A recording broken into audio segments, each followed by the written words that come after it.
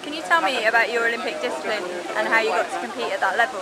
Yeah, I am a 10k swimmer for open water swimmer, and it's just sort of swimming is what I've been doing all my life, and obviously open water was sort of a natural progression for me as being a distance swimmer, and that's sort of just how I got into open water swimming.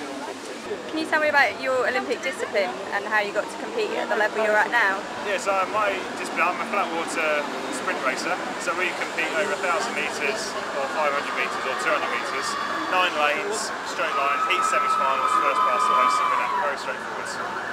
How did you get to be in the Olympics? How long has that taken you to get to that level? I started in my sport when I was 10 years old, back in 1987 now, and I watched people go to the Olympics in Seoul in 1988 from my canoe club. So straight away from a young age I was experiencing people that were around me all the time, going to the Olympics, competing, coming home, telling the stories, wearing the kit, and I was just inspired then to try and become an Olympic athlete myself one day, and I just worked hard towards it, got on the junior British team, competed at a junior international level, and then made the senior team, and then just ultimately ended up going to Sydney Olympics where I won my first Olympic medal there. Definitely my biggest achievement today must be coming second at the Olympics. The World Championships that I won last year was obviously very much a highlight in my career, but the Olympic silver medal was just, for me, is the pinnacle of, there's only one medal that I can beat that, and that's an Olympic gold medal. Without a doubt, winning gold in Beijing in 2008, my biggest achievement so far.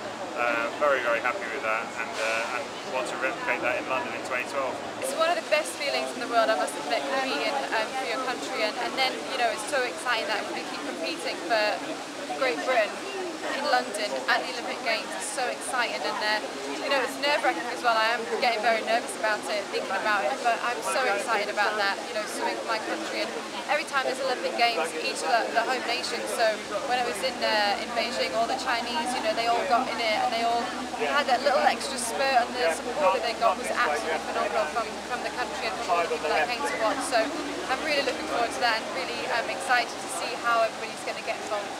I think it's going to be a very unique opportunity for all the British athletes to compete on home soil in front of a home crowd, and the home support, you know, it doesn't really bring much pressure in that way. I find it as a really motivating factor, and I'm really looking forward to it, and I want to sort of deliver on the expectations of the British crowd on the British athletes and come home with another medal.